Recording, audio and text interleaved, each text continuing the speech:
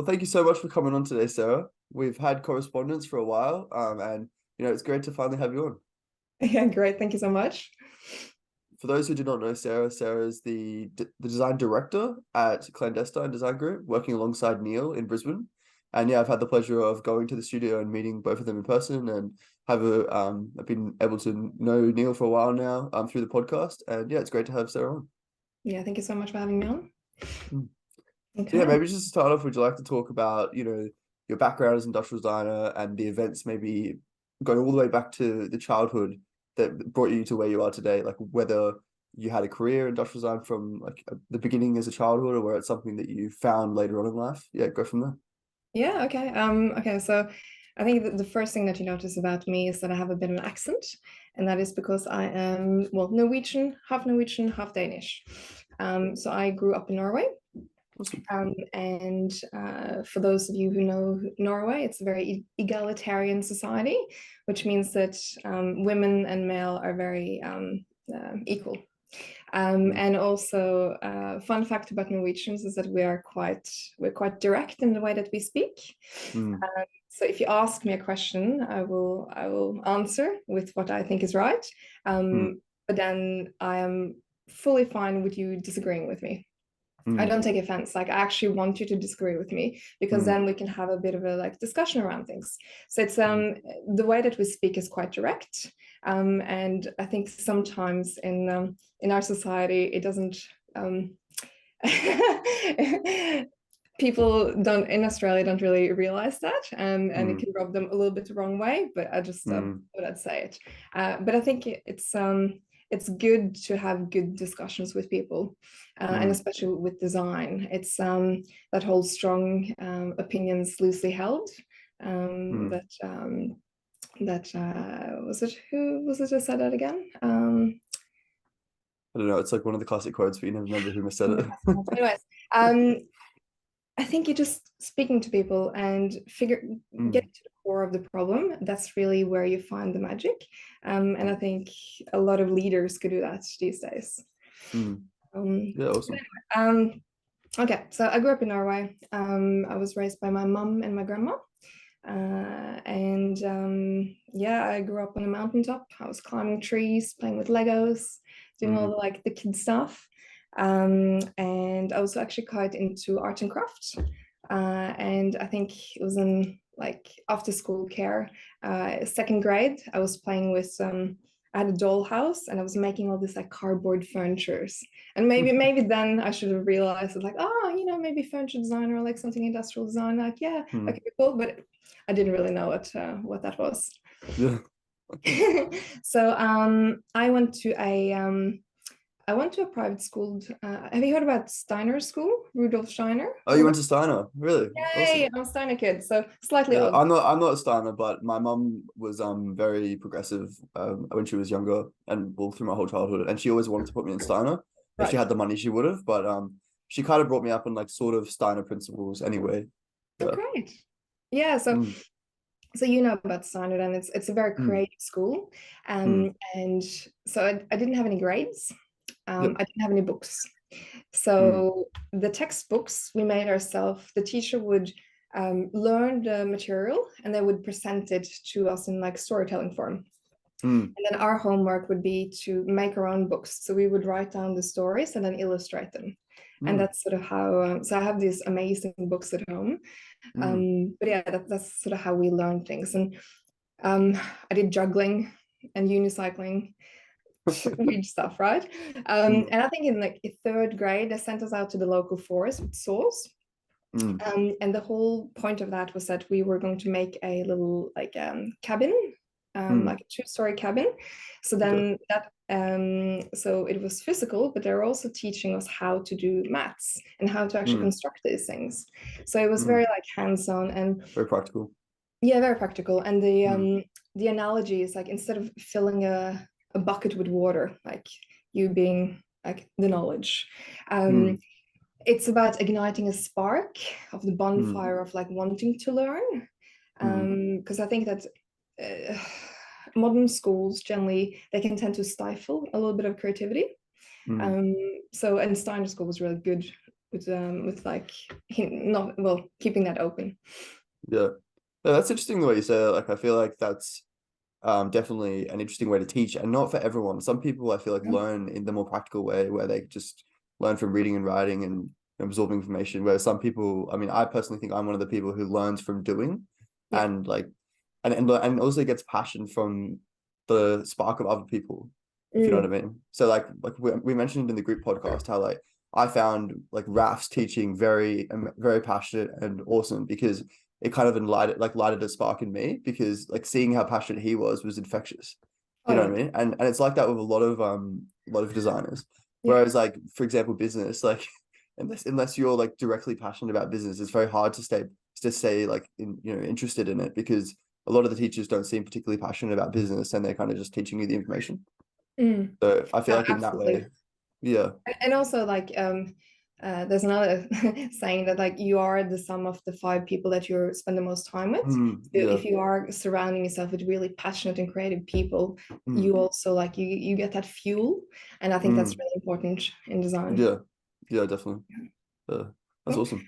Okay, so after doing about 10 years of Steiner, Mm, I did so the system in Norway for I think it's high school. Is it like 11 to 13 year? okay. Yeah. That's yeah, high school. You have 1 year more, I think, in Europe. I think that's how it works. We have we Yeah, I have think so. to 12. Yeah. Yeah. Mm, So anyways, at that point in Norway, you can go out and you can do trade school. yeah. So you can become like a mechanic or like a lab technician or something like that. But you can also go like a normal route that will Mm, get you into university, or you yeah. can do a hybrid. And I did a Okay. hybrid. So Yeah. I did something called media and communication. And it's basically, I had 3 amazing years where I got to play around with like video, photography, web design, graphic design, like, Mm, but also cool stuff like um, investigative journalism and okay. like rhetoric and critical Mm, thinking. So it was just like challenging us and like learning how media not manipulates, but like trying like the push and pull. mm, So I really enjoy that, and that's where I got my intro to design, and that was in form of mm, graphic design. mm, And I really loved it. I thought it was really cool. But I also knew that I want to go to university, so that's why I mm. did that extra. You did a lot of extra classes, and then you get enough points to get into uni. Yeah. Oh, cool. So for university, I wanted to go and see the world. And what better place to do that than Australia? That's literally on the opposite side of the world. Yeah, that's true. Um, and I looked at a weather map of Australia and I'm like, Queensland, yeah, that's really beautiful. So that was my processing. It's yeah, and I ended up in Brisbane at QT.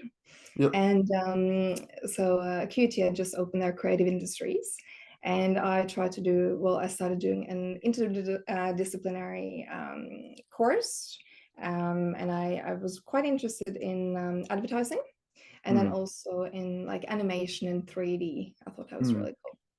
mm, And then this next semester, one of my BFF from Norway, she moved down to Australia as well, and she was going to start at Griffith, and she was doing Viscom there.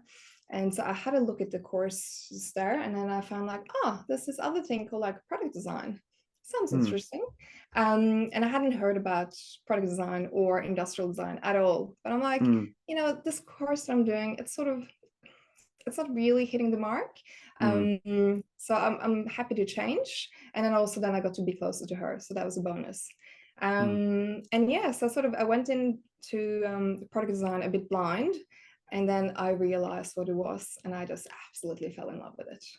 I It feel like was we had a similar kind of like path. Like I went, but I did the opposite. I went to Griffith first to do yeah. graphic design, and then Oh, I realized like, oh, graphic design's great, but there's this thing, because the first year at Griffith is introductory, so you do like a bit of product design, a bit of graphic design, a bit of like photography, a few different things. And then I was like, oh, like all the things I enjoyed the most are the ones where we got to make models and we got to design like 3D products. hmm. So then I'm like, there's a whole subject at QT that I could be doing. So then yeah, it's funny. No, that's amazing. Yeah. Well, and then yeah, so I did 3 years there. And actually, a graduation portfolio exhibition. Mm, We didn't really know anyone in industry, and mm, on the evening, I saw this like tall guy, like walking and like really looking intensely at the portfolios. I'm mm, like, don't know who this is, but okay, I'll go over and have a chat. And I'm like, hey, introduce myself, and I'm like, you should really come and look at my portfolio. mm, So I basically guided him away from someone else's. And yeah, actually, that turned out to be Neil, and he was a design mm, manager at not Clandestine. He was at CMD, mm. which is Craig Manser Design, and that was one of the Yep. big consultancies up here. And so from there, I got an interview, and then I got a junior position at CMD, and that was Awesome. really good. So I was really lucky to score that first job in industry, and that was Mm, just by yeah. pure chance and just having the guts to go up and talk to someone, Mm, not yeah. knowing who they are. Yeah, I Yeah. remember my like graduate like ceremony. I was wearing like a suit, like I decided to suit up for it, and then Oh, I'm like going nice. and talking to all these random people, and then I Yeah. missed out on Neil. Like he Mm, because we our room didn't was like the second room that was sort of unknown. So most right. people went to the first room. So Neil went to you guys both went there, Yeah, right? no, So we you went guys there. went to the first room, but you didn't see the second one, and I was like, oh, that's all right. But I anyway, think, we met now. yeah, no, that's good. Yeah, I Yeah. think we might have like gone in there like in towards the end of the show, but you Yeah. weren't really there anymore. Yeah. Yeah. Yeah, Oh yeah, that's fine. but Yeah. no, it's still cool. It was a good day actually. It's It's fun good. showing off your work in like a big group. Yeah, Yeah. and that was good. Yeah, so and at CMD, like I really it was a steep learning curve, because Mm, you don't realize what the industry is when you're in uni, and like definitely. how much you need to learn. So that's really Mm, where I honed my skills as a designer. And I know that Neil was talking about like backfilling experience gaps. mm, So I, being raised by women, I didn't really have a lot of time in the workshop and just mm, doing that sort of stuff with dad. mm, So a lot of the sort of early training that Neil did with me was, just making sure that I'm confident around power tools, mm, and teaching me about like um, things at Bunnings, right? Just like stuff that I just like knowledge that I didn't really have. mm, And then another thing, because I did product design, it wasn't really engineering. So I had mm, a very intensive course in engineering from Neil, mm. and like just learning about, well, product design engineering. It's not like, Yeah. building bridges and stuff, but it's Yeah. about how plastic Having the mechanical side of it. functions.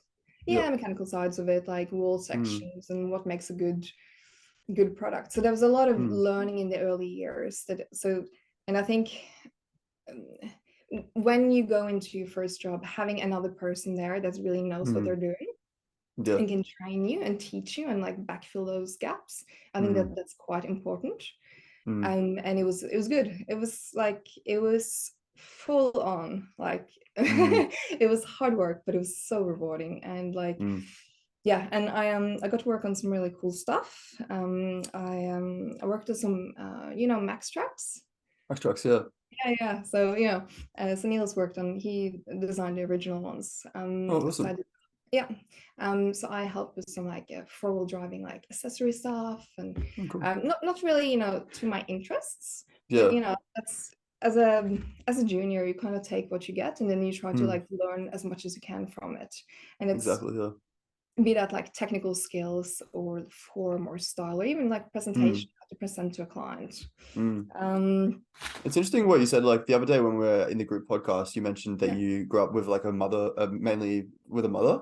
And I yeah. was going to say something, but we were like mid conversation. I feel like I'm kind of in that situation in an interesting way Okay. because I've always grown up. My mom's single parent, and like I spent Yeah. my whole life with my mom. I obviously am still a man, so I feel like I don't know. I still had inherent like physical Mm, mechanical interest my whole life. Like I was really into Lego and always mm, out building things in the backyard. But I never had that like workshop experience, as you're saying. Never yeah. had like mechanical experience, never like fixed cars with my dad or anything like that. So I feel Mm, like in a way, like I also had those kind of gaps. And I feel like a lot of young men do to some degree who grow up with women. mm, Like they had those like now I'm working my job. I feel like the biggest struggle was just thinking mechanically, from the mm, get-go. Like I yeah. can very easily think creatively and think like about form and how to make something look nice and how to, visually represent something. But Mm, thinking of how this thing's going to actually go together was like a really big learning curve for me in this job. And Um, it's yeah. not a male and female thing. It's just Yeah, experience. exactly. And Yeah. Who and has I that mean, experience? Yeah. yeah. And Some like, women will be brought up with men and might have like yeah, way more of a mechanical mind than most men. It's yeah, interesting. definitely. Yeah. And sometimes it's just about interests as well. And Mm, I think it's getting better now, but like back in the days, it was very much like, okay, well, men do this sort of role and then women do mm, this sort of role. And it's not yeah. like that anymore. And Yeah. even like, so some of the TV shows that my son watched, there's one called I think Fiddle Leaf or something. And there has this like really strong female character, and she's like, she lives in this airship, and she's like, she fixes everything, and that's really Mm, cool because then you have role models that are mm, female and not just yeah. like MacGyver growing up. Like, I was a big fan of MacGyver, MacGyver, yeah. but Yeah. I used to but love I mean, MacGyver. he's not really, he's quite masculine. Yeah. So yeah. Yeah. Yeah, That's no, but interesting. it's interesting. Okay. Yeah, so I think CMD was really good for me because it allowed me to explore a little bit of different disciplines, Mm, because they were doing design strategy and innovation modeling. mm, And it also, and I had quite an interest for UX as well. And I was allowed to sort of explore that. And I did a research project. That's kind of cool. So I got to go to a underground mining site, wow. and I spent a week there with the miners. And I got to go under, like, I think it was like 1,080 meters below sea level, Wow. and there were basically uh, there was like this open cut in the bottom of the shaft, and they Mm, were loading explosives into the rock face. And what I was trying to understand was just, okay, well, what's the environment like? How, so just building empathy. And I think that that's mm, very important for designers. mm, Um, and and also just understanding like, okay, well, it's, it's very bright down here. You can't have a white screen. You need a black screen. Okay. And mm, then this guy, he's actually using a broom, like a stick, to like on the other side of the platform, just push a button. Okay, well, we can work with that, right? mm, And it was really good to do that sort of hands-on research, because mm, then when I was designing the interface, I was then able to not only like draw from that experience and the empathy sort of that I built for them, but I mm, could go back to them and I can go like, hey, what do you think about this? And then they would co-create it with me. mm, And so it was just, I think it was really good for them because they felt that they had agency and they felt that mm, they were heard. yeah. And a lot of, when we think about like the end user, it's very easy to just like think that you know it all, Mm, as a designer, and not actually thinking about your target market. mm. It's also Yeah, so hard to visualize your target market when you're not actually there yeah, on site. Yeah. yeah, yeah, yeah. Yeah. Mm, No, so that was incredibly fun. And then what else did I do? Cool stuff. Oh yeah, yeah. We worked with Virgin Australia. We did some like their check-in experience. We worked on that. yeah, cool. And as a junior designer, like one of my roles was I was modeling up the whole Brisbane airport in CAD, Mm, because we had to do like a fly through. So I was sitting yeah. there with like just technical drawings and like photography and photos, and just like trying to like just make it look like it. So that Mm, was kind of cool. yeah. And what else? Yeah. So Brisbane was really cool in the design scene back in those days. So that's Mm, early like 2010-ish, around mm, there. So we had something called Sprout, and it was just like a networking thing where we would just the industry would come, and there would be just like students and industry professionals just mingling, mm, and there would be like chats and like people would speak and stuff like that, but it was just really casual. And all the consultancies would come together, and there would be like, I think we had like a meet where we went out and had like steak at different places, just mm. like consultancies. That needs to be a thing again. We need to get that going again. Yeah, no, I think we really do. Like COVID, In Sydney, I did a went to one the other day. damper. Yeah. Yeah. And I also think that there's a thing called like balls of steel or something. It was it was a competition between the consultancies, and Okay. whoever like won whatever they were doing, they would get like this pyramid of balls, steel Okay. balls. So yeah. There you go. Hey, you know. No, I went Yeah, to one in Sydney the other day called IDX, and it was basically a yeah, like a networking event where a lot of the Sydney consultancies and a couple of, it wasn't really, there was a couple of students, but it was mostly just consultancies and industry yeah, people all met together to talk about design and yeah, mingle and stuff, and it was great. Yeah, I'd never yeah. been to anything like that because they're not really a thing in Brisbane anymore, as you said. So it was nice to have something a bit different. Yeah. Yeah, look, I think we can make it a thing.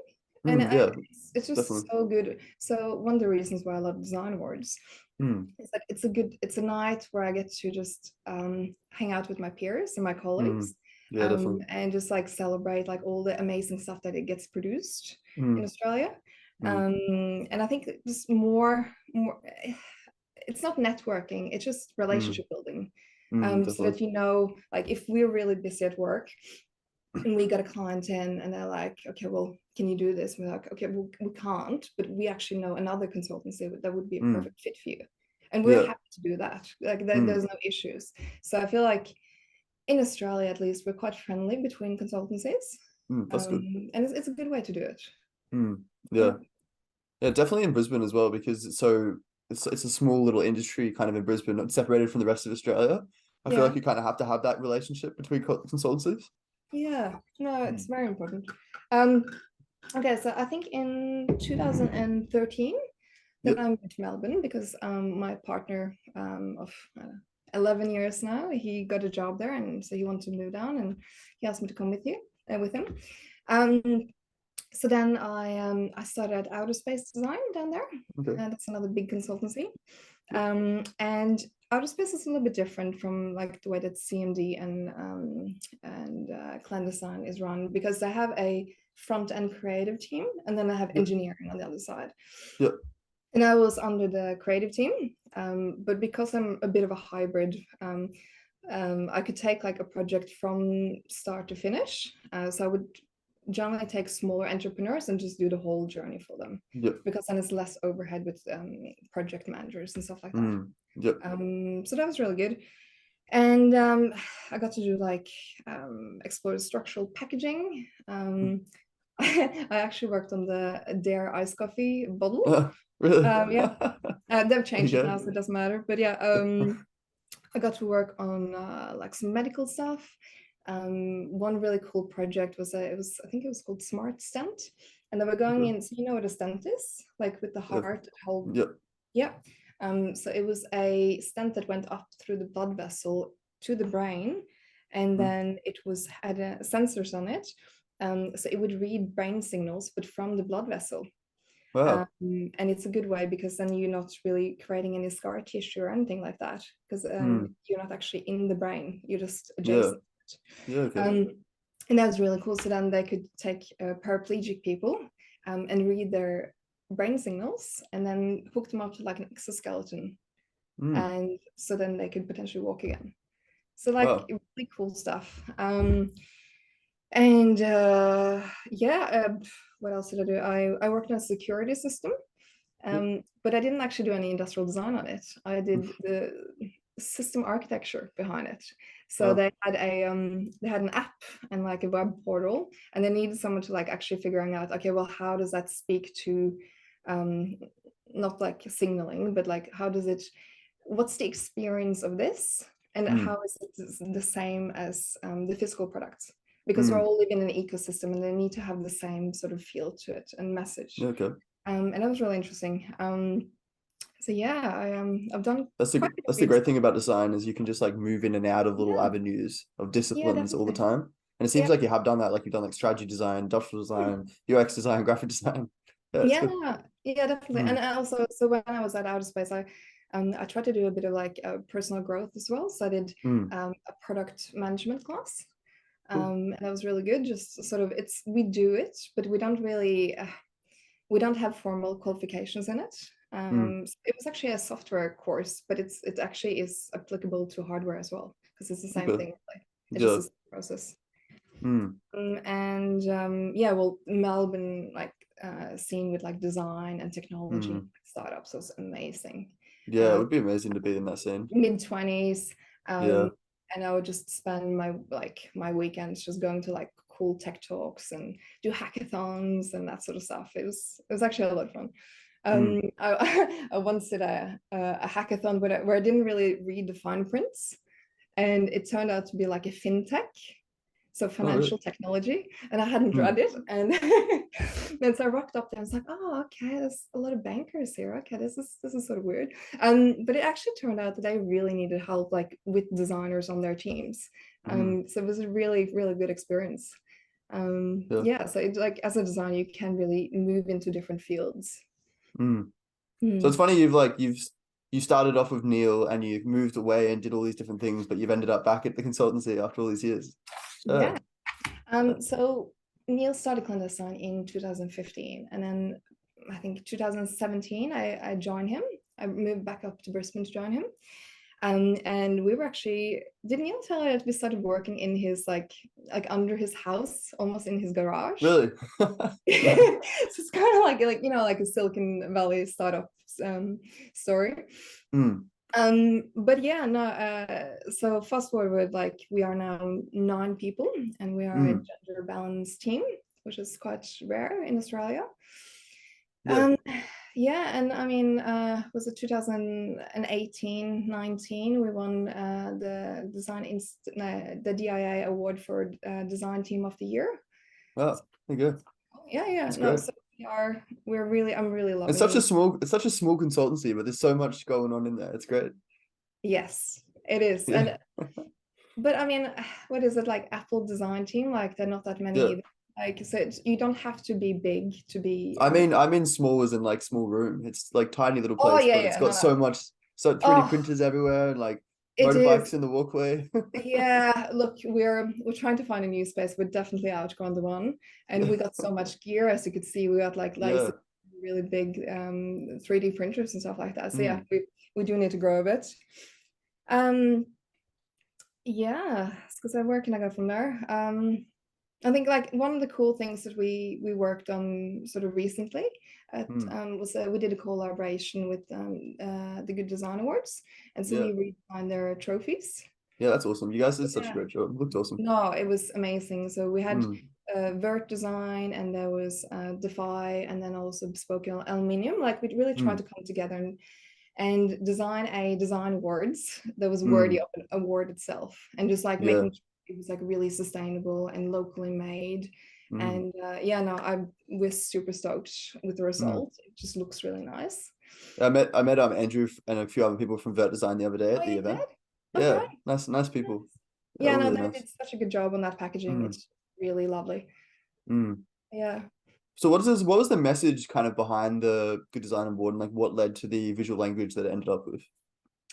Um, well, we it's the overarching thing is that we wanted to make sure that like sustainability was Mm, forefront. yeah, And also locally, like we needed to make it in Australia, right? yeah, And when we try to like look at the supply chain for these things, like just sourcing aluminium in Australia and mm, trying to get recycled aluminium in Australia, super difficult.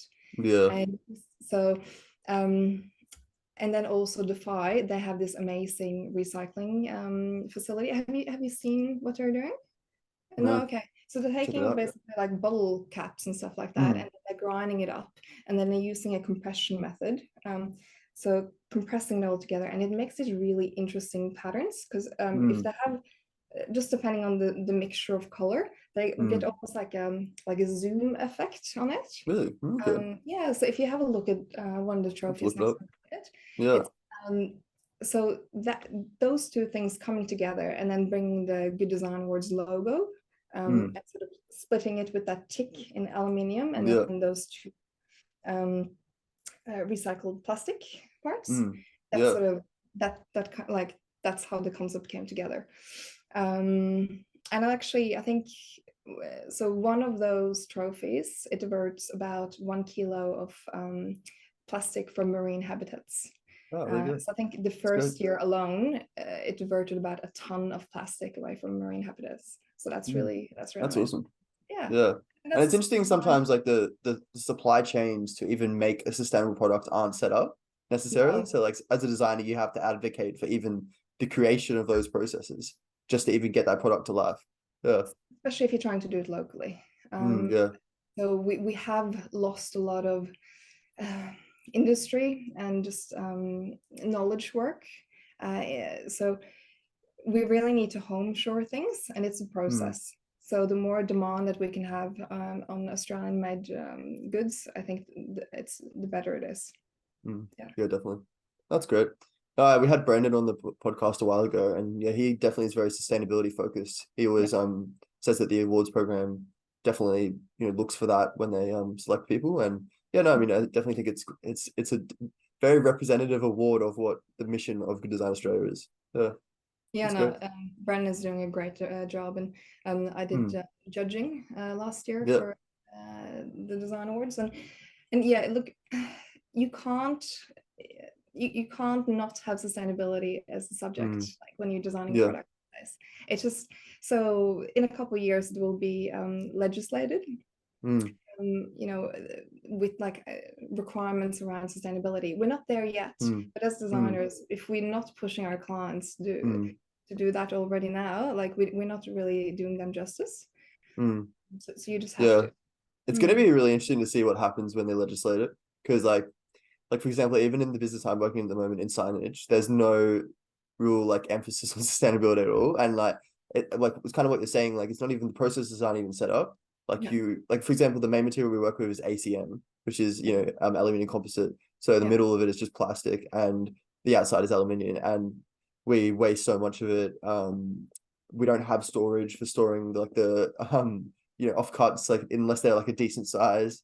And it's just painful for me to watch like all the stuff we waste. But you know, it's hard. Even like we send these massive crates that we get custom made away with the signs in, and then yeah. it's not like economically viable to bring them back because of the postage costs. So they just get destroyed or like taken somewhere else.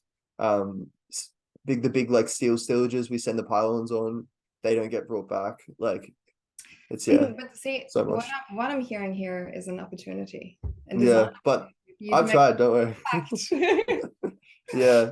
I mean, I tried to think about like, for example, the stillages, like we could bring them back and then re like fabricate them into new stillages for different signs, right? But then they're like, oh, well, if we send it to Alice Springs, we'd have to post it all the way back from Alice Springs, which isn't worth it. So it's Yeah. like that's the problem. Like Australia's so big that sometimes it's not worth bringing these things back to use. Like it's not economically viable at all. Yes, and I think there's a lot of things that needs to happen on the government level, Hmm. where even like we don't do the refining of our own metals here. We can't Hmm. make like raw materials. We bring it in from overseas, even though We the have raw, so much raw materials here. yeah, no, it's coming here, but it's not being refined here. Hmm. And so definitely like that is something that we need to be better at, and I hopefully Yeah. will in the future, because Yeah, then we definitely. can start, then they can actually make sense to do that. Hmm. But at the moment, like we can't. Hmm. Yeah. Mm. Yeah, I suppose whenever you do a design process, even if the business you work for doesn't necessarily have the options to be sustainable, any small difference you can make as a designer, even just like making sure you nest your material, your jobs correctly, and like make sure you create the least waste possible, or like maybe using certain materials over another one when there's the options available because it's more sustainable. Like even the small things like that are going to make a difference long term. And I suppose that's the way you can think about it. Yeah, and sometimes you can also do like you can do sustainability by the like the product itself. Mm. So I worked on a product called was it Rapid Aim Smart Trap, and it's Yeah. like it's a biosecurity trap for fruit flies. So do you Okay. know much about fruit flies? Not that much, no. Okay. So there's like a fly. It lays eggs in the fruit, and then Hmm. basically it spoils the whole fruit. And what happens Yeah. is the area goes into, it needs to be sprayed, and it gets Hmm. quarantined, and all the fruit just gets chucked aside. Hmm. And currently, what they're doing is that they're checking this manually every 2 weeks. There's an agronomist that goes out and checks these like manual traps. Hmm. And so we worked with a company called Rapid Aim, and they designed a like a smart trap, and it had like um, little sensors on it. So I had a lure inside to Hmm. like attract these little flies, and then a little sensor that would pick up almost like fingerprint of a fruit fly walking across the Hmm. surface.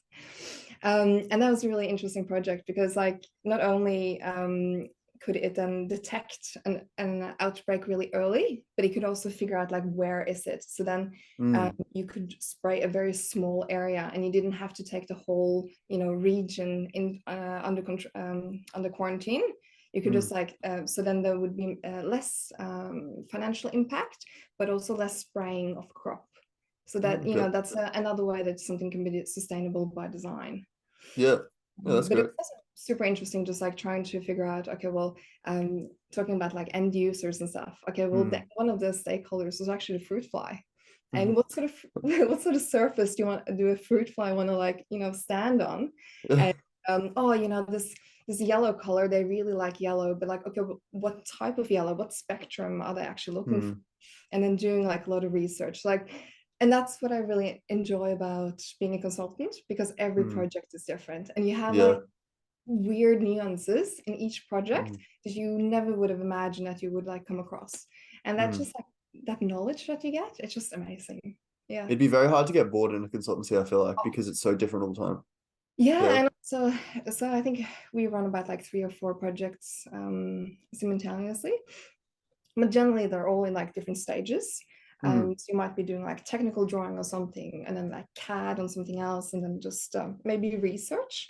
And so every day it's a new day, and it's just every day is different. Sounds great. Yeah, we have such a high turnaround at my work. Like we don't spend more than a couple of days on a project, so it's really fast and like in and out of projects constantly. But it's good because I've learned so much in such a short time, because there's just constantly things happening and different things, and it's good.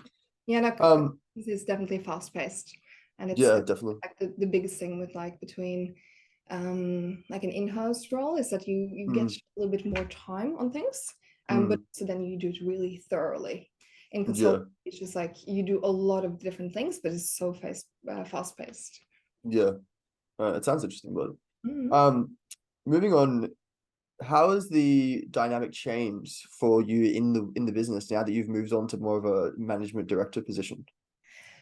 Well, okay, so a lot of my day-to-day is actually quite similar, because I have moved into more like a management role. So that means less CAD and more spreadsheets. But I still do my own projects, so I still run them. And I think that's I don't think I ever want to really go fully into just management, because I really enjoy creating, and that's what I do. I'm a practicing designer. But it's more leadership, of course. So you lead the team a bit more, and then it's also having doing like BDM and like high level conversations with people, and connecting more into like the C-suite. And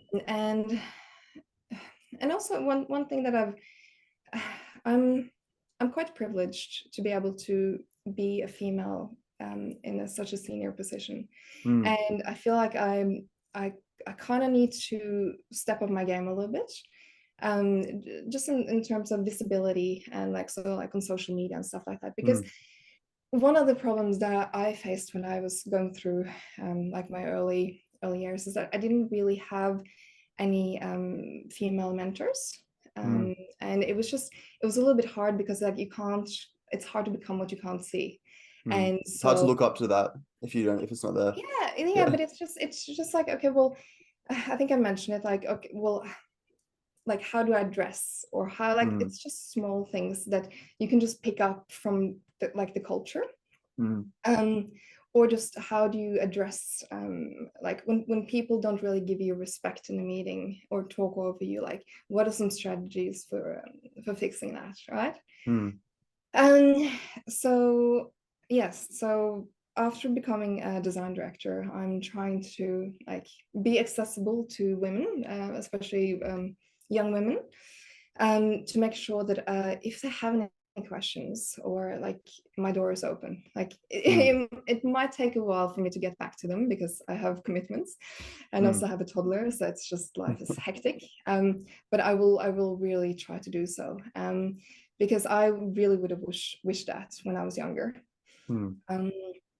Yeah, so that's, well, it's great you're getting out on like podcasts like this, and hopefully more other podcasts, get your word out, and like if any women are out there, reach out to Sarah. She's happy to hear and talk to you, I suppose. Yeah. I am, and actually, so after that panel that we did, it was really Mm. good.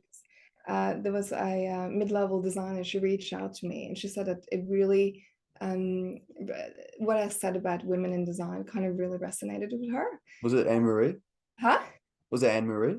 No, No, what was okay. She reached out to me saying like oh, that it was really great that you were on, and like she really liked the podcast, and she's recommended some people, some female designers for me to get on, and yeah, it was great. Yeah. oh, that's amazing. Do you know Anne Marie from QT? She's a tutor there. No, No, okay. She tutored me well, when I was there, so set me up with mm, her. That would be great, amazing. yeah, you should. Yeah, but like just yeah, so having that sort of feedback and actually that um when when you make a difference to someone's life, I think Mm, that's very powerful. So I actually it reminds me I should um okay, off topic. So I think a couple of years ago before COVID, mm, have you met Alexandra French? sounds Okay, familiar, she's but one of my senior no. designers. She's amazing. She's really good. Okay. We were talking about this problem with like visibility and women. So Mm, we were going to start like I think a LinkedIn group, just like with mm, Australian women, like female industrial yeah, design. And then kind of COVID happened and just didn't happen. So, but you know what? This reminds me. Okay, well, I will reinvigorate this group. yeah. Um, And send so it to me, and I'll promote it on my page as yeah, well, and help. Yeah. perfect. Okay, so I'll reinvigorate because it's really important for female designers to actually know that they're like who else is out there, Mm, and so they can see what they can aspire to and also what sort of learnings and just being mm, able to have I don't know, casual coffee catch-ups and stuff like that. mm. I think it's that networking would be really powerful. So okay, I'll reinvigorate that. And then so anyone out there that's a female industrial designer in Australia, Mm. please connect with me on LinkedIn and I'll add you into this little unicorn group of industrial designers and we can just have good chats. And if you're an industrial designer, a female industrial designer, or any industrial designer out there, and you're looking to come on the podcast, also reach out to me because, to be honest, I'm struggling to get women on the podcast. Like, it's not easy. I You think know, it's because what you're saying, like, women aren't necessarily as vocal on social media. So the people I'm going to find are going to be the people who are the most vocal because I'm not like a lot of them. I'm just finding on LinkedIn and inviting them. So like, I'm struggling to you know find the why they're not vocal people vocal? Do you know what? because Because they're just so busy doing yeah, amazing doing designs. amazing work. It's good. Yeah. So Yeah, look, yeah. So, and you, my dear friend, are going to have a very long list of amazing women yeah. that you can talk to. Send them my way. Send them my I way. will. I will absolutely. That's great. Well, moving on to more like talking about, the community of women. How can we foster that community in society? And maybe like how can a female designer out there be more of a role model from your perspective for younger women getting into design? Yeah, so what I talked about with like mentorship, Hmm. but it doesn't have to be formal mentorship. It's just like um, being able to have a conversation with someone like a coffee catch up, Hmm. but also just being visible. Hmm. And I'm constantly pushing my team, both females and men, to make sure that they really push themselves. So be that like enter into design competitions, or I think it's the World Design Organization at the moment. They're running Hmm. this. I'll send you some notes on it, but they're Yeah. running this like I think like a panel of young designers, Hmm. um, so you can come together and actually network. Okay. Um, but you don't have to be a senior designer. It's like a Hmm. couple years out, and that's sort of putting yourself out there and actually talking to other people and getting Hmm. inspired and see what's the latest in technology Hmm. and design and science. I think that's really important. Hmm. But what we can do specifically to help women, um, well, we first of all just start by hiring women Hmm. because women are very talented as well. But um, there's not really that much difference between men and women other than what we talked about with experience Hmm. gaps. Hmm. And being aware of that as companies, but also helping them backfill that, I think that's quite important. Yeah. So it might be a little bit more work with some of the technical aspects because they might not have been exposed to that, but in Hmm. other areas like empathy or like understanding for like social structures and and more like complex issues. I think, you know, I'm talking generally here because everyone's different. But everyone has their strengths and weaknesses, and I think we just need to help lift them up and support them as best as we can. Yeah, that's great. And another We thing have that I a really, no, you go. All good. oh, no, I just didn't say that. So one thing that I really enjoy doing is that we work a lot with startups, and I really enjoy helping female founders because I know that they are swimming through shit. They are having such a hard time, and just helping them navigate the product development journey, and also being female. I think that sometimes it's a bit easier for them, because we have shared experiences, and it's sometimes a bit easier for them to relate to someone that's female rather than just like a panel of men that's normally in industrial design consultancies. Yeah. Yeah, I feel like it would be daunting as a female going into, I mean, I remember when I approached so many consultancies, most of them were just men I chat to. I don't think I chat to any women, to be honest, the whole time I went out looking for jobs.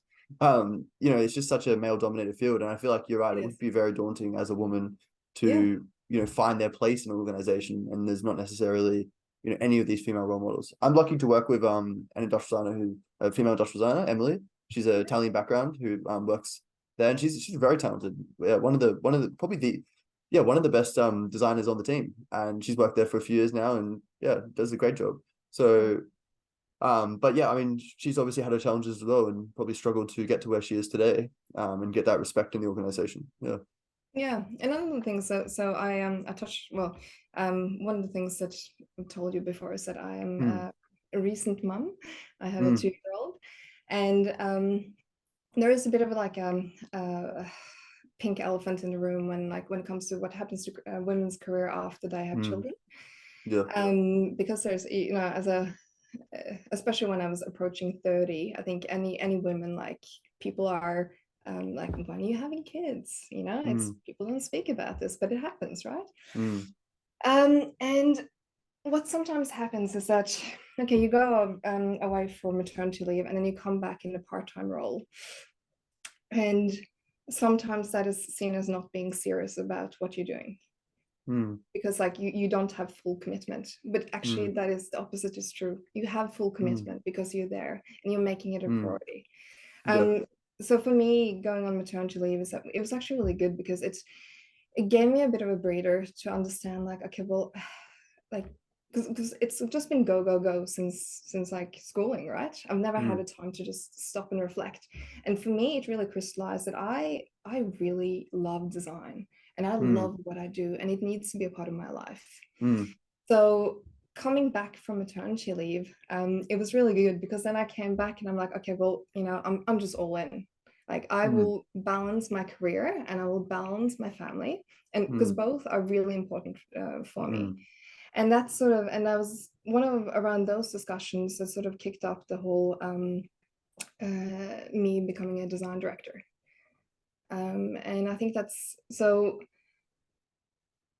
There's conversations that you would that I think employers need to have with women upfront, or just not upfront, but just having it okay to talk about these things if they want to. Like, nobody should be pressured into it, and it's actually just, it's not. It's illegal to bring it up in like job interviews. So like, if you're someone hiring a female, please don't speak about that. But having policies in companies about like maternity leave and how can we support you coming back. If you want to, you know, come back in a part-time role and then increase it, like, okay, well, let's do flexibility with that. Do you want to do it so that you can do like a childcare drop-offs and pickups, and then rather like work in the evening so you have flexibility with when you work? Cool, you know, we will make that work. I think that flexibility is quite important. And then also checking in with the women, like how they're feeling about it, like throughout the journey, because their perception of things might change as well, right? You might want to, like, when you first have your baby, you're just like, oh, I just want to be a stay-at-home mom, like, this is amazing. And then if you check in like a couple of months later, it's like, actually, you know what, I might want to come back like in a part-time, like just continuously because we don't what I'm trying to say is that we are, when you're a new parent, you don't know what to expect. Mm, And I had no idea what I wanted, well, how I would feel about having a child. Like, would I want to be a stay-at-home mom and just sort of put mm, my career on ice a little bit? Like, I didn't know. You kind of, mm. you figure it out as you go. And actually, this relates to men as well. Like, it's not just Mm. females, because Yeah, we I was are, going to say that. yeah, no, I think you, as well, like a lot of businesses don't necessarily even respect, like some people would just want to put their family first sometimes. You know, mm, like for example, I grew up like my dad was always working. You know, but like as a man, I never wanted that for my kids. I always wanted to have the option to still spend some time with my kids and not just work my whole life away and don't grow up and then don't see my kids grow up. And I mean, I feel like a lot of businesses, they see that as sometimes like you're not committed to the organization, but that's not necessarily the case. It's more like you mm. just have more like passions outside of working that you want to put your time into. Yeah. what what it comes down to is priorities. And Mm, uh, and sometimes actually coming to work is like a little, having a little bit of a holiday, like a little bit of a mm, break, because when you're just with the child, you are on the whole time. Like, there's mm, no downtime at all. So working can actually be quite a relief for some parents. um, but what I think we should be doing is normalizing paternity leave for men, so that it's not such a big burden on a female's career, because men also would then take paternity leave. And I mm, think but all of these things are, it's societal issues. mm, It's higher. It's not something that we can really. Well, we can start within, the companies that we work and put in some policies there. But it's mm. just it's a very complex issue. And oh, actually, I have someone I will send to you. Mm. It's I think a lecturer down in New South Wales, and Yeah, she wrote an amazing paper about like what, like, where are all the women in industrial design. yeah, And sounds good. it talks about all the hurdles that Mm, women go through, and like, and why it's like it's at every level, like you have the siphon off. mm. So yeah, no, I'll contact you, put you in contact with her.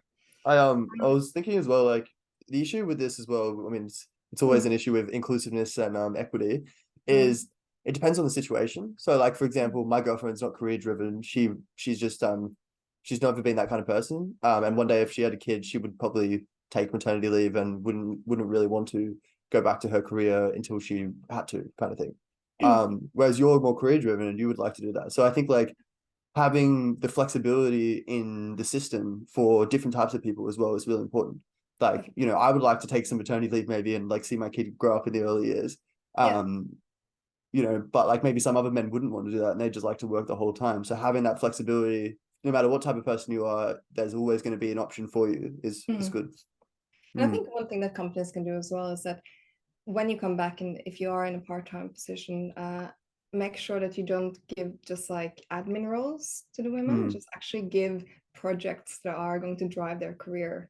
mm, Interesting stuff, and not just like, female stuff like soft goods, mm, but stuff that will really drive their career to the next level, because otherwise they're just going to be on the back burner. mm, And yeah, so and making sure that they're promoted as well when they mm. deserve it. Yeah, that's great. No, I mean you've been promoted to a point of management and you know high level of the organization, and where you're an advocate for you know the female design scene in Australia. So it's great that Neil's you know seen the need for that and pushed you to that level. Yeah. Mm. No, he's been a great support, and Mm, I've been very lucky because pretty much all my managers up throughout my career, it's just they've been very supportive, and I've never mm, felt less than. They've never mm. treated me differently from the men, and I That's think great. that's important. And Mm, so I've been very lucky in that sense, and I know that there is a lot of women that aren't that lucky, and mm. I think we can do things to change that, and that's Yeah. sort of, I want to start up some conversations about how to do that. How can we support them? Because I don't have the answers. Like, Mm, I'm just one person. mm. Um, so yeah. That's great. Um, what challenges have you found when managing a team? Is management something that you feel like you know you needed to go and do extra qualifications, or do you think it's something that is just inherently learned over years as an industrial designer? Oh gosh. um, so designers aren't necessarily managers. Managers and designers have two very different skill sets. So Mm, it's kind of weird the way that it is like you're excellent at what you're doing. mm, Okay, so now you're going to take someone else. You're going to tell someone else how to do that job that you were really good at doing. And that is a completely different skill set. And it yeah. requires soft skills, whereas a lot of the stuff that we do is very technical hard skills. So it is a learning journey, and also just trying to figure out what sort of leadership communication style you have. Like, are Mm, you yes, so that is very challenging. And also um, everyone is very different in the way that they needs to be managed, and especially creatives, because we're mm, um look, we how would I creatives are weird, okay? mm, We're a weird bunch, and that's fine. It's completely mm, cool. Um, but it also means that as a manager, you need to put more structure around it. Some might need very like a lot of structure, and some people will like it if they don't have any structures. And it's trying to like figuring out who this person is that you're managing and tailor a solution that's right for them, and like how they even the way that they process information. Like some people mm, really learn from doing, others learn from listening or mm, reading. So in the way that you even giving the brief, you need to be mindful of these things. mm, So yeah, look, this is a it's a skill that you can pick up, but I would probably recommend anyone that really wants to move like more into like the management of people should mm, definitely take some like read some books and take some classes on how to do it. mm. It doesn't have to be formal, Yeah. but if you can communicate effectively with the person that you're trying to sort of train, you're going to Mm, get so much more out of it. yeah, definitely. And understand their specific needs. I think that's a really good point. Because like even the way sometimes university and school is set up, it's not necessarily catering to what Steiner does, where it's like the right type of person gets the type of learning they need. Whereas Mhm. it's more if you don't learn that way, you're gonna fall behind kind of thing. That's the way a lot of like, and that's why I struggled a lot in school, because I feel like when you're not passionate about something and you also don't learn in that way necessarily, it's very hard to commit to it. Whereas like in uni, even though I didn't necessarily learn that way, I felt like way more committed to it because I had the passion for it. Mhm. But yeah, I You're probably suppose given that's just a, agency as well. You're probably mm, given agency to like actually choose the way like how you want to solve the problem, or mm, what is the problem that you're trying to solve. yeah, And yeah, so this is actually where, so I know that you're quite into AI, mm, and education and I think it's going to be some very interesting areas coming up there, like mm, because maybe it learns the way that you learn best, and then it can tailor the content to you. I think mm. I think that's coming. It's just a matter of time. Yeah, it's crazy. I was reading this thing the other day about Jordan Peterson had, Jordan Peterson, Mhm. the psychologist. He had a AI technician on the podcast, and he was talking about how basically they're teaching AI different languages now. And like for example, languages that humans don't even know anymore, like Sumerian, for example, it's being lost, and they've only managed to translate like 20% of the Sumerian out there. And it's like, Mhm. imagine a few years from now, AI will be able to read Sumerian or like these other languages. It's just crazy to think the possibilities that go past the limitations of human. Mm, Yeah, no, it's very interesting to keeping an eye on it, and it's mm, I mean, it can be a terrifying as well. I think mm, at least graphic designers are a bit mm, nervous. But then you see, I think I saw on was it Instagram yesterday. There's a new feature in Photoshop where you can mark an area, and so they mm, marked an area of the garden, and they were like, okay, we'll put rosemary here, and instead of mm. just like rosemary bushes, they put like one massive rosemary like little branch. Yeah. So it's actually it just goes to show that like it's not quite going to take our jobs just yet. No, it's still very clunky. It Mm, is. yeah. Um, what advice would you give to a young woman looking to get into the industrial design scene, and maybe they're a bit nervous about, the what their career might entail? Yeah, what advice would you give to them? Oh, so women, well, actually, it's just a general advice. It's just step out of your comfort zone and just knock on some, not necessarily knock on some doors, but actually put yourself out there and Mm, approach people and ask, because the worst thing mm, that they can do is say no. But you before you before you approach people, actually know who they are. So then mm. you're not writing like to whom it might concern. No, Yeah. don't do that. Just make sure you do your research. So like, hey Mm, Sarah, I heard you on the podcast, blah mm, blah blah. Make it personal. mm, Um, but make sure that you at least try. So, and even just in when you're in uni, try to go for internships, get mm, some experience. And also, just a general advice: go traveling, mm, get some life experience under your belt. Like, have fun, live. Um, mm. you're supposed to be designing stuff for the world, for everyone in the world, not everyone, but like broaden your horizons. Mm. So do crazy stuff. Do like, I don't know, what is some stuff that you want to do that's on your bucket list? Go do it. Well, I was gonna say I lived in the UK when I was 18 for a year. Mm, Like I graduated and was gonna go into uni, but decided to take gap year and moved overseas. And I mm, honestly think it was the best thing because it gave me, as you're saying, like a life experience exposure, but also made me think, do I really want to go into IT? Right. And it made me realize, no, I don't want to go into IT. I want to go into design. But like mm. so many people go straight out of uni and have that just go straight into whatever at a university and then sometimes don't even go through it and waste all this money because they don't get that time to sit and reflect and understand what is the thing they actually want to do with their life. So I think, yeah, that But really also helped. know that like if you figure out that it's not what you want to do, you can Mm, change. It is in your power. exactly. And like like my route wasn't like straight. Mm, I didn't even know what industrial design was when I started studying it. mm, And some of the guys in our studio, like one used to be in construction, and another mm, guy used to be in, I think he was a aircraft mechanic. mm, And then later on in life, he changed and then decided like, okay, well, I'm really interested in industrial design. I'm going to give it a mm, go. mm. And so it's not really about your journey or your beginning, but it's just a matter of like, what do you do with it when you have it? Yeah, And yeah, just, definitely. especially early in your career, just like put all your energy into it, like, but Mm, also have like play hard, work hard, have fun. mm, And because if you're just working your whole life, you're not going, yeah, there needs to be balance. mm.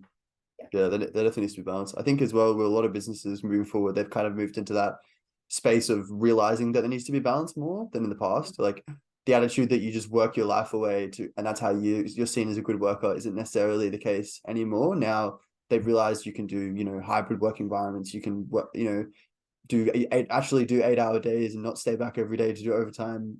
You Yeah. know, like just have more of a work-life balance. And sometimes that means you're better at your job because you have better efficiency. Yeah, Mm, so we're running a new thing now where instead of just like giving people cash bonuses, they mm, can they can choose to have a cash bonus, or for a greater value, like so more money basically, they can get mm, a an international travel to like a design week of their mm. choosing. Wow, that's And that's awesome. fully paid for. And the reason that we want to do that is basically because that inspiration that you're going Mm, to get from that, and then bringing that energy back to the studio as well. mm. And I'd love to go to Milan Design Week. yeah, Be yeah, so same, nice. Yeah. same. And like I feel like a lot of consultants, like we're in front of a computer like 90% of our time, Mm, and it's really nice to actually be able to go out in the world and getting inspired and see other things and just mm, network. And I think that's, yeah, it's, if you have the opportunity to do so as a young mm, designer, I would definitely try to hit up mm, some like design weeks, or go like Saturday in design in Melbourne and Sydney. Like it doesn't have mm, to be small, no big things, but really connect with your industry, mm, and sort of network. I think that's really good. mm. We're actually I'm organizing podcast meetups soon. So that's Oh, exciting. We're gonna start, the first one's just gonna be in Newcastle, okay. at one of the at the pizza shop of the lady who works for the company that I work for. But then we're going to be moving to Sydney, and then hopefully when I move back to Brisbane one day, we'll do some in Brisbane as well. So try and build a bit of community around that as well, and have networking events and have speakers potentially, and yeah, it'd be great. Excellent. I can't wait. Yeah. Moving on from there, how can designers like yourself give something back to the wider community? I think sometimes a lot of designers, they go through their career and maybe they're not as vocal on social media and they're just doing really good work, but maybe no one's there to see it. What do you think they can do to just like give something back to the community now? Yeah, so it comes back to sort of the mentoring and also being available for and accessible to people. Uh, Look, we we kind of have to put ourselves out there a little bit with the social media. I'm not, it's not my thing really, social media, but I do it. Although, so I'm putting myself out of my comfort zone there, but it's because it's important. Um, what else? So, sort of some of the stuff that I'm giving back, like I'm doing judging, and that's very rewarding. So you can see all the new talent coming up and you can actually help give them some feedback as well. And then as an industry, you can then you can set a collective vision of what good design is. So like I've been helping Australian Good Design Awards and then the Victorian Design Premiers Awards as well down in Melbourne. And that's been really good. But then also like I did this other, I think it was called Light Ideas design competition. And it was just a very small one, but it was just trying to take, what was it, solar panels, flexible solar panels, and trying to inspire students to make products utilizing that technology. And it was industrial design students, and it was just really good to sort of sit down with the students and go through like what they've done and how can they make it better. And so doing that sort of stuff, or just being like mentor at like a hardware what do you call it, hardware startup, and then a hackathon. Or I've gone back to my university and I've done like giving guest lectures and stuff like that, and I've been sitting on panels talking about stuff, and I've also, RMIT got me in to sort of help students sort of give them some feedbacks on some of their projects. So it's all that sort of stuff, and then, or just getting involved in your community as well, in your design community. So you need to figure out what the right mix is for you, and where you think that you can have an impact. But yeah, there's definitely options out there. Yeah, I definitely think that's a good way to look at it. Like, it's not necessarily one path is the right path. Some people go into tutoring and, you know, do like that on the side of their professional work, and that can be how they can give back. And then other people, you know, they go give talks, they go on podcasts. I don't know, you know what I mean? It's not necessarily one way, but whatever you can do as a practicing designer to give back, that's the way to do it. And you're doing a great job here. Like you're putting yourself out there and you're learning how to do the whole podcasting thing and actually bring amazing talent together to talk about it, because like we don't really, and it's important to just shine a light on all the amazing work that's being done in Australia. And I think there's been a real vacuum for it. And so thank you for doing that. Well, that's so good. Thank you for coming on, supporting the podcast. Moving on from there, as a designer yourself, how important do you think it is to stay up to date with the present trends of society? Obviously, we've always talked about these flashy trends like AI and VR and stuff, but also the history of design and understanding why these products that we have today came to where they are. Do you think that's also important, or do you think, you know, designers don't necessarily have to think about the past? It is always nice to have the reference to the past. So you can sort of, in your design work, you can then like make a homage to something, to celebrate something that was old, but you do it in a new way. And also knowledge is power. So the more you know, the better, but you don't necessarily need to be a art and design history expert to be able to do design, because there's so many, and also design is so broad, so you don't necessarily need to just do the visual or like the skin of something. It could also be the engineering and other things. So history is a part of it, and but it's not the only. And I definitely think that you need to stay on top of trends and technology news and stuff like that. So I'm a big advocate for continuous learning and knowledge sharing, and I think that's really important. So like whether that be in a like go back to uni or do like a course, like a structured thing. If Mm, you learn really good in a structured way, cool, you know, do mm, that. But it could also just be, I don't know, spend an hour a day on like Reddit or or like I have a news feed that I've curated. I think like AI curated, where I have okay. like all the big design blogs and stuff like that, and also like picking up other things that I think is interesting in like sustainable design, what's Mm, in the scientific world, what sort of some of the interesting things happening there, or even mm, just cognitive psychology, like mm, how do people work and like what's the latest in there. And then so as a designer, if you can just keep yourself very open mhm, with the information, then maybe somewhere along the way, like 3 weeks from now, there will be this little nuggets that I'm finding like, oh yeah, no, I read this article on the weekend about this thing, right? And then it's mm, actually relevant for something, or I can share that with a client or mm. help someone with what they're doing. So as a designer, be a sponge. Be a And sponge. It's a classic term. sponge, Yeah. yes. It's true. I mean, in uni when they say be a sponge, like just absorb everything. It sounds very simple, but it is that simple sometimes. Like Yeah, go and walk outside and look at, and not just walk around, but look at what you're walking around past and think about why was that made that way? Why was that designed that way? What was the considerations? That's sometimes the most important thing. that gets annoying as more Mm, you know about design, because now I can't have shit design product in yeah. my house and it's Uh, getting expensive. My girlfriend complains so much about my critical thinking, but it's like that's just the way I think now. You know what I mean?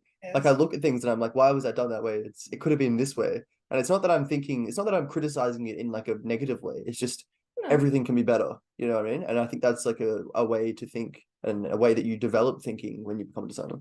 Yeah. it's your job. You're going to do Mm, like compliance reports and they're going to be like super long, and they're going to pick up like small things that nobody else is mm. going to notice, like, oh, this mark, this sauna, this gate position needs to be moved. It's you know, it's on a presentation surface, or this Mm, texture is slightly off in this area.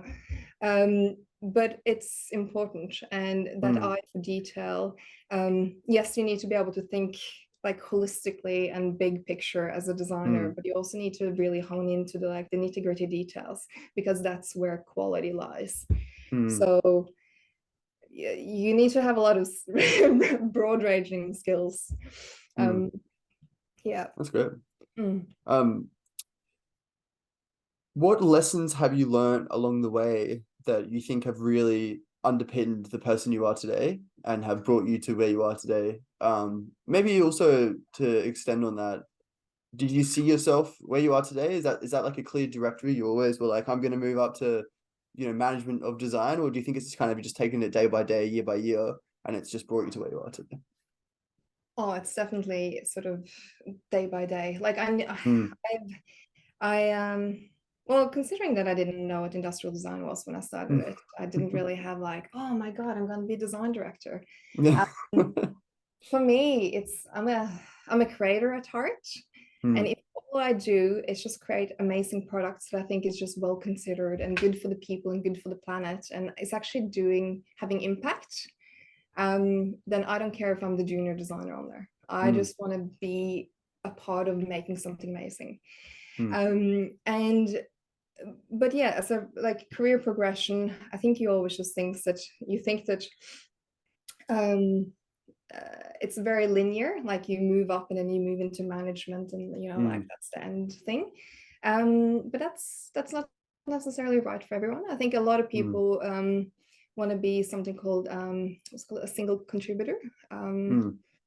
there's a really good book that's about the guy that founded Nest. He talks about this, and that you need to incentivize people that want to move into management and leadership, Mm. because that's like, you know, the normal route. But you also need to Mm. do individual contributors, and have ways of rewarding and recognizing them as well, Mm. because that's just equally as important. I think that's interesting because, like, for example, the other day we had a meeting at work and the boss was just talking to me about what are my strengths as a person. And originally I was like, well, I don't know, I'm just doing my job, getting better day by day. But then I had to think about it, and I was like, no, like I do have strengths and I have negatives, and I think that's important to think about. Like, not everyone's perfect in every way, and like some people may be really good as managers, and obviously they should be supported for that, but they should like not necessarily be thought of as better than the people who are just really, really good on the ground designers. You know what I mean? Because ultimately, you know, everyone's got their own strengths. Like I was saying how I'm more of a creative person, but Yep. there's this other guy who's really good at the technical side, and he just thinks like that, like inherently doesn't have to try and just thinks like that. And I was saying, and it's really good. He's doing such a good job in what he's good at, and like I'm good at this other thing, but together we can do this, and it's going to be great.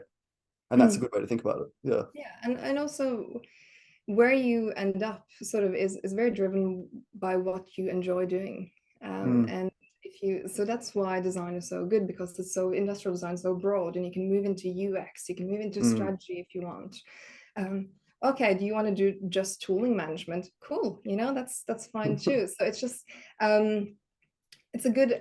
it's a good career because you can move so many directions and you can reinvent yourself if you want to. mm, But ultimately, you're in charge of where you want that to be, and you need to be an advocate for yourself, and you need to really mm, push yourself if that's something that you want to do. But I mm, mean, some people might just want to cruise as well. You know, maybe they, what do you call, like, work for live instead of live to work, and mm. that's fine. Yeah. So I think it's just figuring out where you're at and just having an honest conversation with yourself where you want to be, Mm, and know that that is going to change. mm. Do you think it's important as a designer to have long-term prospects? um, I think you should probably have like a general understanding of what you want to maybe try to Mm, achieve in the next 5 years. yeah. Um, Knowing that none of that probably will come true, and it will be because all the factors changes. Mm. So for instance, did I mention to you that I used to live on a boat? Yeah, we should talk about this quickly. Yeah. So when I moved back up to Brisbane, one of the things was like trying to find affordable housing. Mm, So we were just walking by Brisbane River one day, and we looked at like QT. There's all the pile moorings there, mm, just outside of the university. We're like, wonder how much it costs to like just get a boat there, or like just live there. And so then we, like, neither Kim or I, we have any experience at all about boating, but we mm, like planted a seed, and then we started doing some research. We're like, oh, okay, maybe, you know, could be possible. And I think 9 months after that, we had bought a steel catamaran, and we put it on a truck, yeah. and we from Yamba down in New South Wales, and Mm, we had it driven up, and then we were living on it full time, but also then trying to renovate it. mm, And luckily, we're both kind of like, like Kim's very good with just planning and strategic, like mm, just yeah. So he's a software developer. mm, So he did all like the electrical stuff and mm, like planning that out. And I'm more of a doer.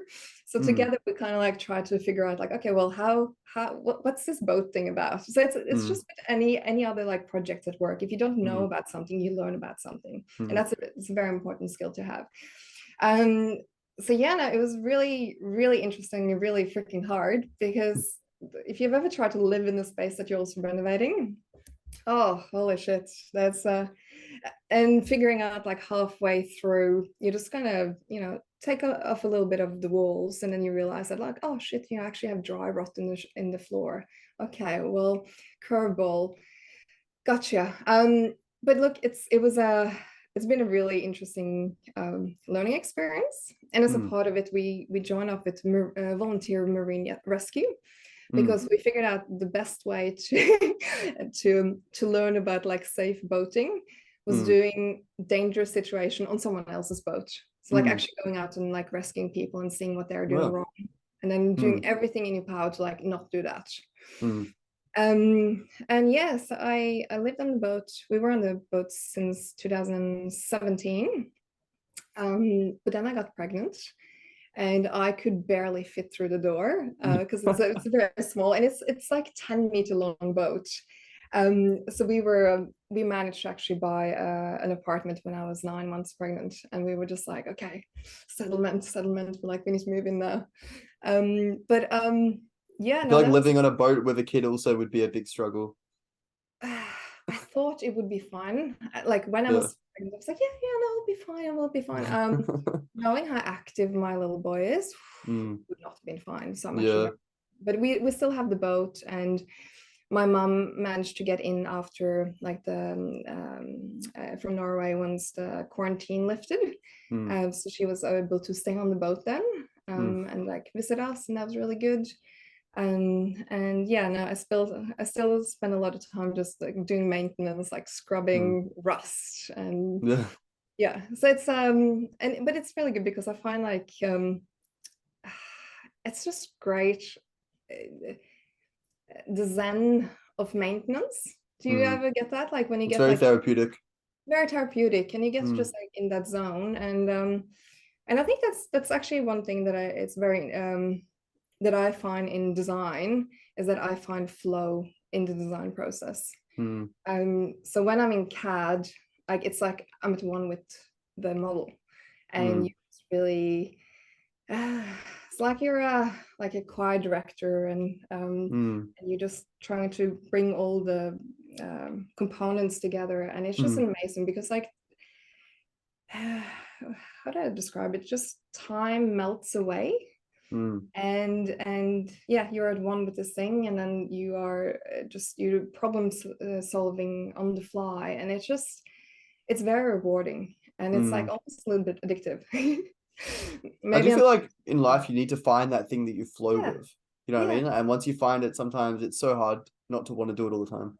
Yeah. And then there's this thing that I'm just I'll make sure that I have it right. It's called Ikigai. Do you know what I'm talking about? No? Ikigai. Ikigai. Ikigai. No. So Ikigai is a Japanese concept that combines the terms iki, meaning alive or life, and gai, meaning benefit or worth. And it's actually a really good thing for industrial designers and designers to really think about when they figure out something that they want to do. So it's think about a chart where you have 4 circles. Okay. So first thing, it needs to be something that you love doing. Okay. And then it needs to be something that the world needs. Okay. And then it needs to be something that you're good at. And then that's also important, is that it needs to be something that you can be paid for. So if you can find a career that's like in the center of those overlapping things, then that's really fulfilling. And it doesn't mean that everything that you do in that role needs to like give you that feeling, but at a high level, does it fulfill you? So I think it's a good guide for me anyway, to like figure out like, am I doing this for the right reasons, and am I where I want to be? I'll send you you can put it in the show notes, like the graphic of that. Yeah, sounds good. Yeah, I think it's interesting. A lot of people maybe haven't had that luxury up until the modern age. Like for a long time, you kind of did what made you money and what got you by in life. And now we're living in this society where we have the luxuries of actually following our passions and finding our passions in our work. Whereas in the past, it was probably you work to make money and survive, and then you did your passions on the side.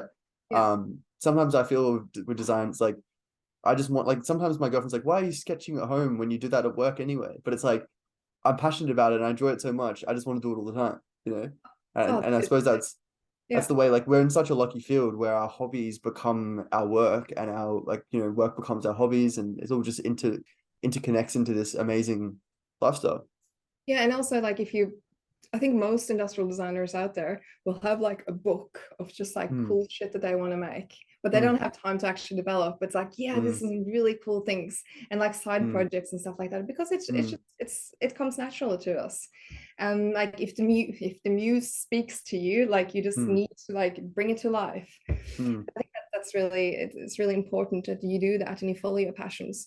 But going back to what you said, back in the days, it wasn't even necessarily a choice. Like if your family were farmers, you were a farmer. If you were a baker, you would, like your parents were a baker, you would be a baker. And so the issue with that is that there was no upwards mobility that you could do. You couldn't really choose what else because it was already decided for you by birth order. So I think that in this time and age, like we are so lucky because we can really do whatever we want to. Like being Norwegian, there's sort of like a HEX program in Australia that you guys have, where as long as the university is approved, like on an approved list, they will finance. It doesn't matter what grades you have or anything like that. You can get like, if you get accepted to a university, they will lend you the money to be able to take the education that you want to do. You still have to pay it back later on, but at least you're guaranteed that loan. And I think that actually that gives a lot of upwards mobility because people that are talented at what they do can then actually pursue their passions.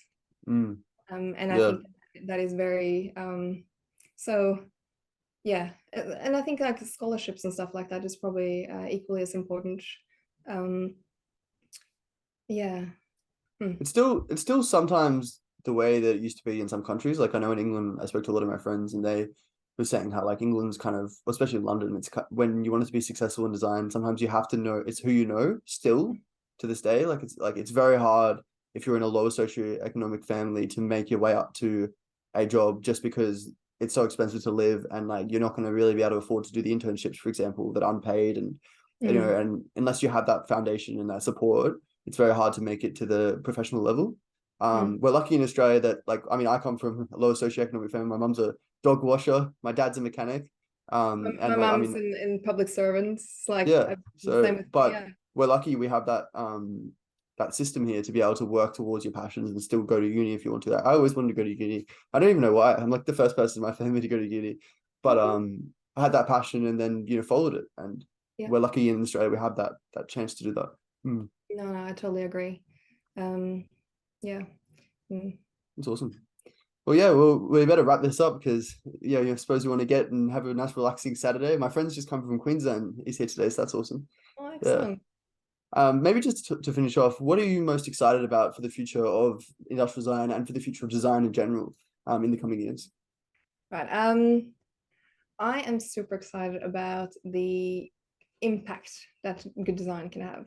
So if we as designers work together to just think really holistically and consider all the details, not just like the high levels, but also the granular. I think that to come up with solutions that really benefit the planet, the people, and are tailored to all the stakeholders, then they will again become more successful in the marketplace. And I think that these are the sort of products, and not necessarily products, just ideas and systems that we can really like, they can have huge impacts. And I'm just so excited to see more of that stuff coming. Yeah, because we as designers, we have a lot of power, and it's like you can yield it for bad or good, but I really think I have faith in humanity, and I think that we can solve a lot of the bigger issues that we are facing at the moment. And I can't wait to sort of see that happening. Awesome. And getting the community together and networking and, you know, creating friendships and brethren within design is the way we're going to do it. You know, knowing the right people to make the dreams you have possible. Yeah. Never stop dreaming. Exactly. That's great. Well, thank you so much for coming on today, Sarah. It's really been awesome to chat. And yeah, and if anyone wants to reach out to Sarah, I'm sure she'll be happy to talk to you. And it's the great thing about design is everyone's just, you know, ready to have a conversation. Yeah. Thank you so much for having me on. Enjoy your weekend. Thank you. You too, man. See you later. Okay. Yeah.